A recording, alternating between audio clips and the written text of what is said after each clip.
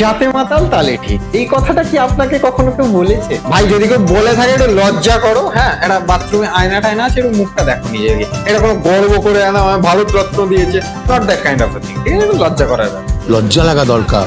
সেটা আলাদা ব্যাপার। আজকে আমি যে ছবিটা দেখো তার সাথে একটু এই যাতে মাতাল তালে ঠিক এটা ছোট্ট রিলেশন। বড় হারামি ও বেটা। তো ব্যাপারটা হচ্ছে এই, একদিন আমি আর আমার বন্ধু আমরা পৌঁছে যাই একটা মানে বয়াকার, কিভাবে ডিরেক্টলি বলবো ভাই, বাড়ির লোক ভিডিও গুলো দেখে যায়, ওই বুঝতে পারছেন কোন জায়গায় কথা বলছি। সেখানে গেলাম, গিয়ে এবার আমরা পান করছি, পান করতে করতে হঠাৎ মনে হলো একটু ধূমপান করাটাও অতি জরুরি, এবং সেই জায়গায় এই ধূমপান করা অর্থাৎ একটা স্মোকিং জোন ছিল। তখন সেখানে পৌঁছে যাই, অবভিয়াসলি সিগারেট খাচ্ছি, ফাঁক বলেও ফেললাম সিগারেট,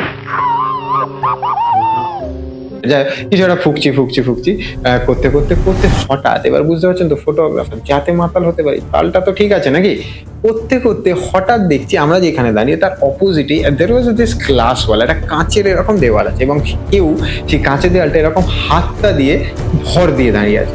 সঙ্গে সঙ্গে ফোনটা বের করলাম, ছবিটা তুললাম। বিশ্বাস করুন, ওই ছবিটা আমি তোলার মানে 1-2 মিলি সেকেন্ডের মধ্যে হাতটা সরিয়ে নিয়েছিলাম, ভাগ্যিস তুলেছিলাম। এবং এই যে ছবিটা, এটা ম্যাগাজিনে বেরিয়েছে বড় বড়, এই ছবিটা আমাকে প্রচুর কম্পিটিশন জিতিয়েছে। শুধু সেটা না, আমার ব্যক্তিগতভাবে এই ছবিটা খুবই ভালো লেগেছে। ছবিটা দেখুন, আশা করছি আপনাদের ছবিটা ভালো লাগে।